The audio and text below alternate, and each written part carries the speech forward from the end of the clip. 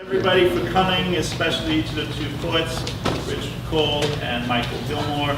Really appreciate it. This is Malvern's Multiverse. This is our first edition. We'll be doing this every fourth Tuesday of the month, right here. So tell your friends, and if you know of a poet or somebody, we're going to concentrate mostly on local poets for this series. So if you know somebody you think should read here, let me know. Let Joe know, let anybody know here at the bookstore. So let me introduce the first poet, Richard Cole. I think half the audience is here for Richard. It's like Michael's side, Richard's side. So Richard Cole was born in Krum, is that Krum, Texas?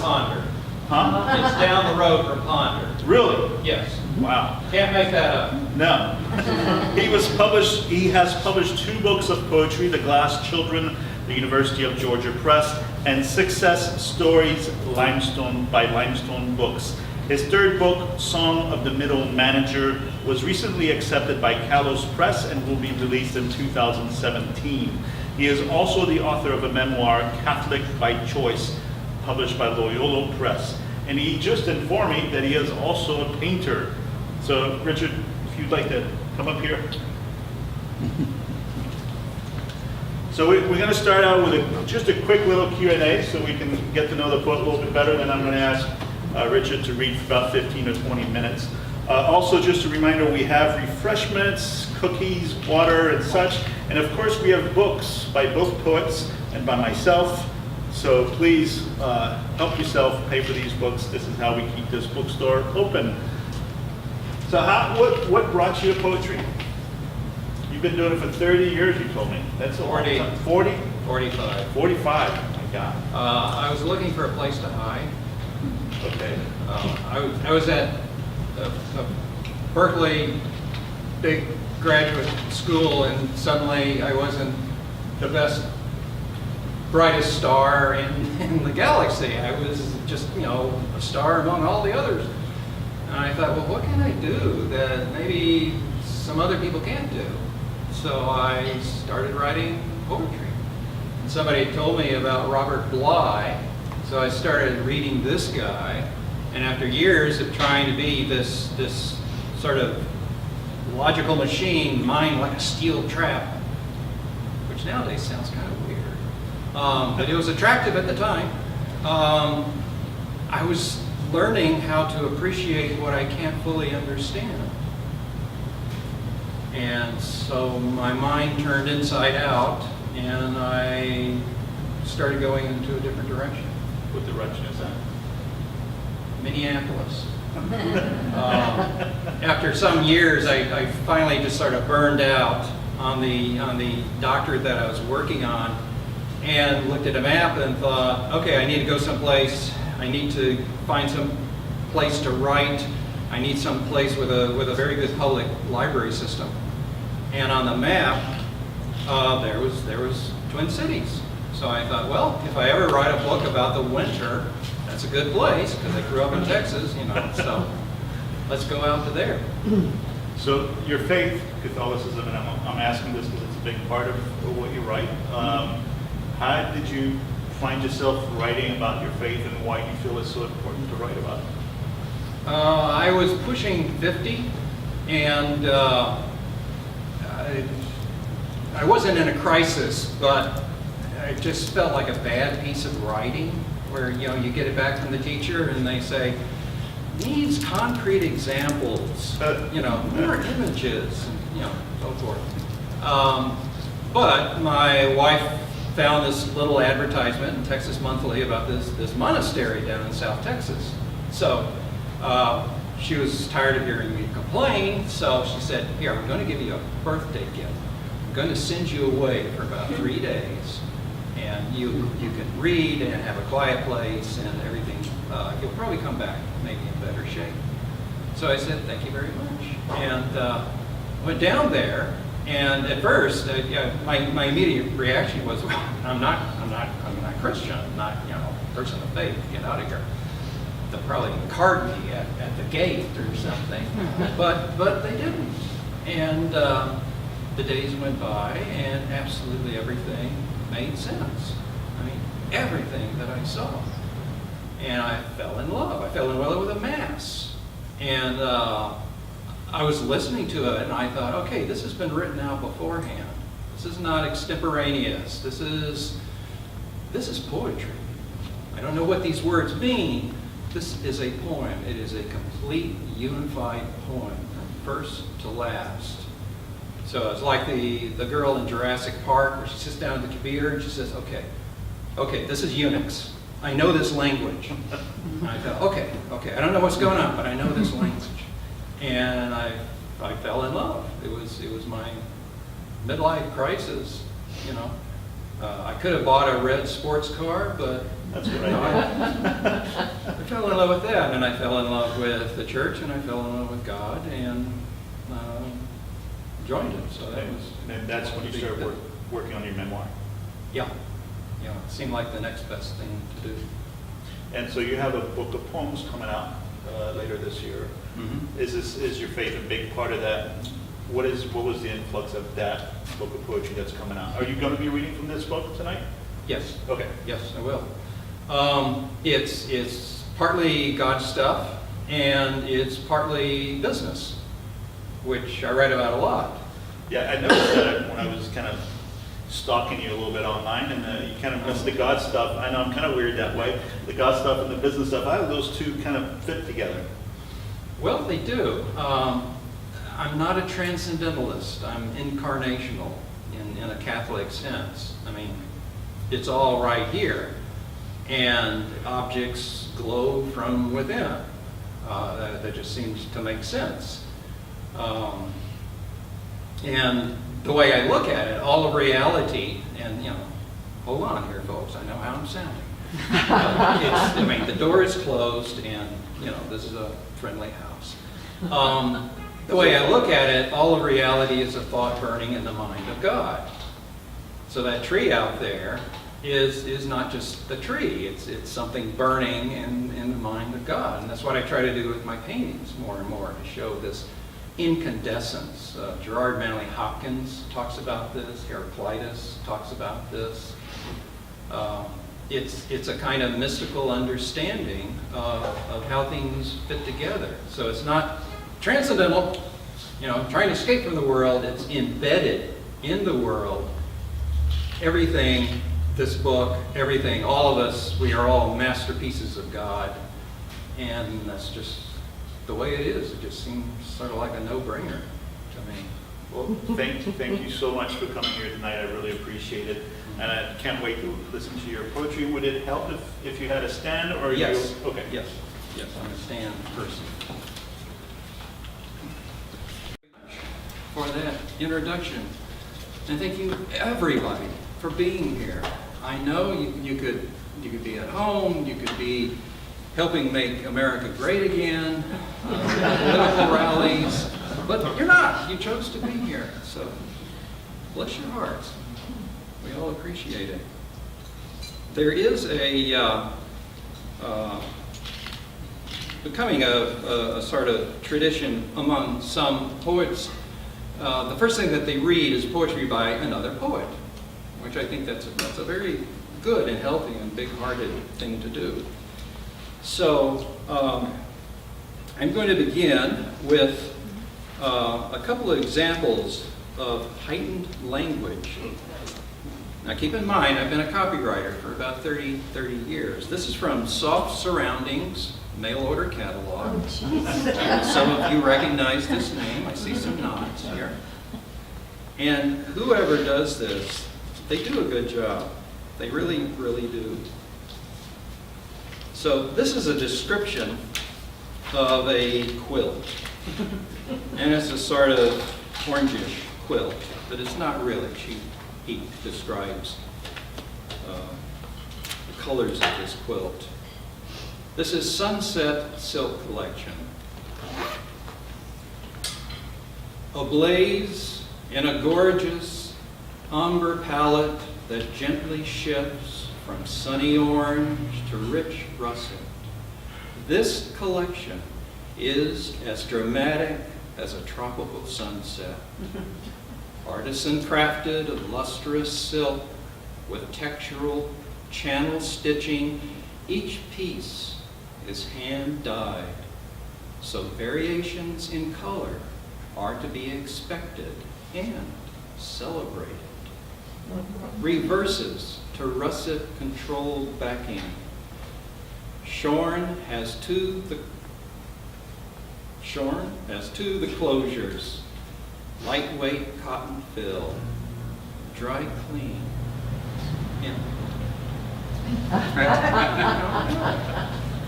Oh, he's being ironic. Well, you can tell me. Yeah, but it's not really poetry. I don't know. Is it? Seinfeld, Peterman. Yeah. Yeah. Yeah. And also this little gem here, antique garden tank.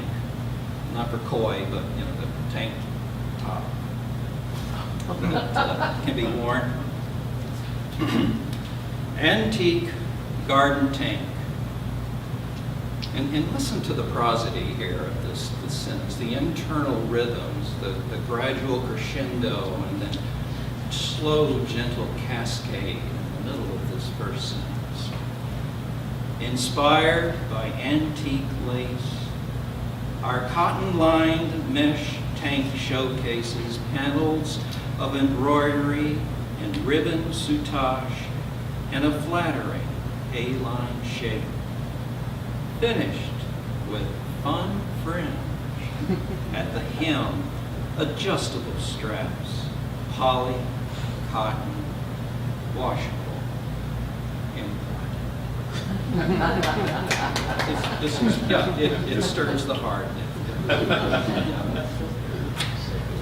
Okay. So, with that thought in mind, a lot of poetry is paying attention. It's like Willie Loman's wife, Linda, in the middle of Death of a Salesman. She said, attention must be paid. Don't ignore this man. He has done this and this and this and this.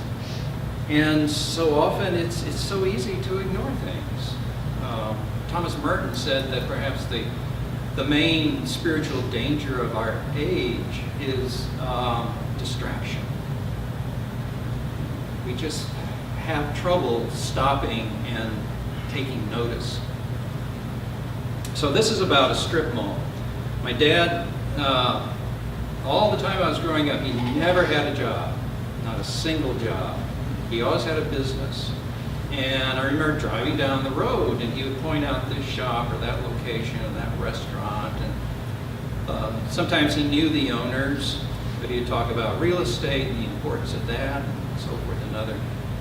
And now, as I'm driving down the road, I look at these stores and get genuinely concerned when I look at the location. I think that's not the best place for a taqueria. It's really not. I hope you do okay.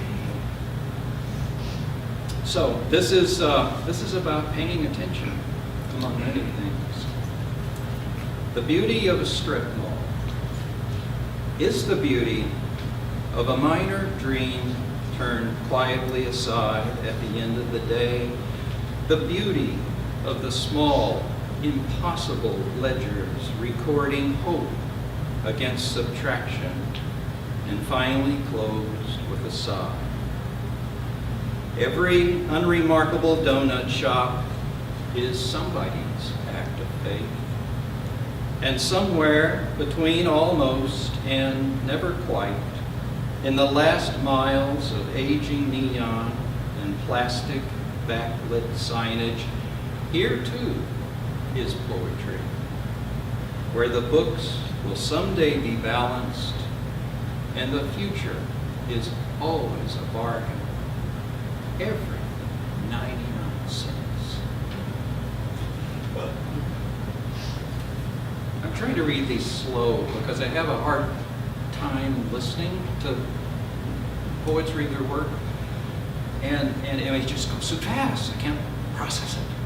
And the person next to me, at the end of the poem, the person next to me goes,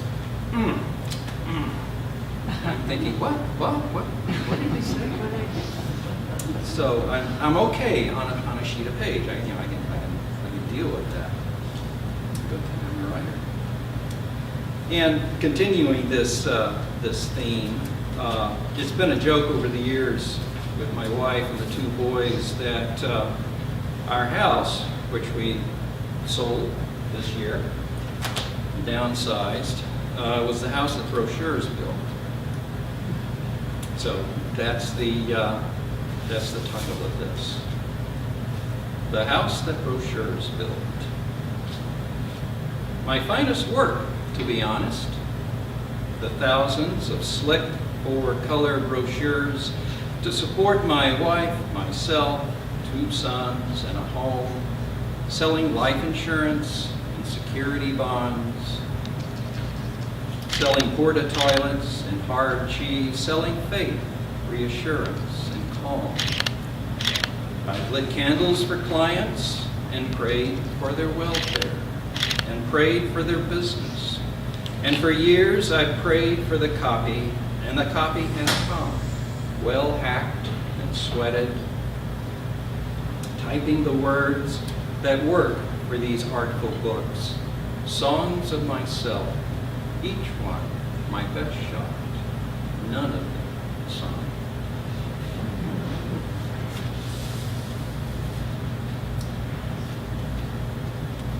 And of course, business and working, it's a transaction. It's a material transaction for the most part, but maybe not confined to that. So this I wrote several years ago when there was flooding in Louisiana. Of course, there's still flooding in Louisiana. And it had to do with one of those little news clippings that sort of pop out at you and you think about it, walk around. This is called This Trip. Third day of the hurricane, and the whole world is flooded. Neighbors huddled on rooftops. And that's how the father and son arrive, in an outboard. And the people clamber down, stiff-legged, shivering, and with so many souls loading the boat that the son says, "I'll get out." And he trades places with the last ones, so all are saved this trip. The father nods, makes a promise, and heads upriver, leaving his son behind, surrounded by rising water, waiting in the steady rain for the empty boat to return.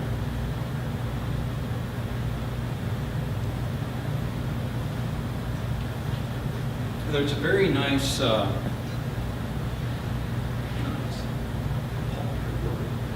there's a wonderful book by Studs Terkel, Working. And the first sentence in the introduction says basically, this is a book about violence.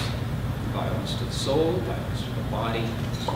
It's how people are torn up doing their jobs, which I think is a valuable thing to keep in mind, whatever you might think of how we get beyond that. It can be a violent place. Part of that has to do with things like layoffs. I've laid people off as a manager. I've planned layoffs, which are really complicated operations. Timing and the legal application, all of that's very complicated. As one HR director once told me, you don't want people sobbing in their cubicles. So, try to do it end of the week, Friday, just before the lunch hour. Give it to them, the bad news. Give them the rest of the day off. Call security. All sorts of things can go on. So this describes the first time I was laid off, which was a real grieving. We'd been working together for more than a decade. Now, the second time I got laid off, I thought, well, I'm not going to have to work with you jerks anymore.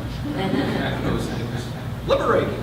It didn't bother me a bit, really, all things considered. because then I was able to take some time off and use some savings and write another book. I wrote most of this book in the final decline of activity in the business that it describes. We are all working at Saatchi Advertising, writing brochures for IBM. And the last year, just, the business just dropped off. Industry was in a recession and all sorts of things. So basically, we had nothing to do. So I thought, I can finish this book. So that was a blessing. It led to losing the entire account, and some of those people have been with that account for 23 years. But it helped me get this book finished. So in a way, Saatchi & Saatchi gave me a writing grant to write this poem and others. This is called October Layoffs. So I'll read the third section. Everybody's getting laid off. I can hear this stuff going on through the walls and so forth. And it's a slow-moving car wreck, but yeah, we can see what's going to happen. The way in car accidents, sometimes you go into dream time. So this is the last section. October layoffs. Full moon, October. I lie awake, half dreaming, drifting, and I see myself making the rounds at the office, saying goodbye, hugging each person in turn. You've done a good job, be proud. Then immediately, another image. I'm sitting tailor fashion on my desk, literally in burlap and ashes, head lowered, my collar open, cool air on my neck, a broad axe rises. I lower my head some more, and the axe slices easily through my neck. I feel my head tip forward and fall, the blood washing my chest, soaking my shirt. Startled, I lie in the dark. I've seen, I think, what I needed to see, that I'll never work again for anyone else, not with my heart, not with faith. And I close my eyes, falling asleep, and sleep like the dead till morning. So, Francois, what's the time? Probably do one more. Yeah, sure thing.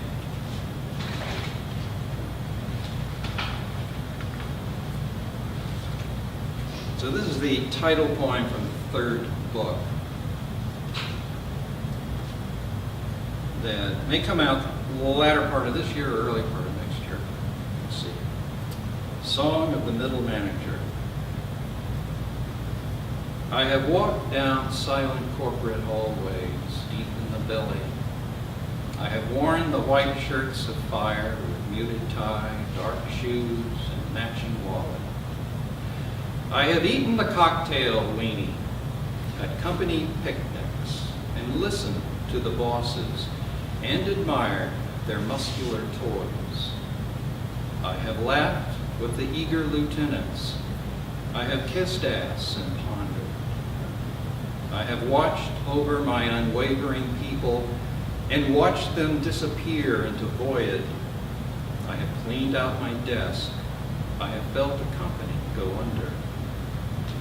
I have passed through the walls of yellow smoke and emerged, squinting on the other side, and consulted with the prophets of caffeine charting apocalypse.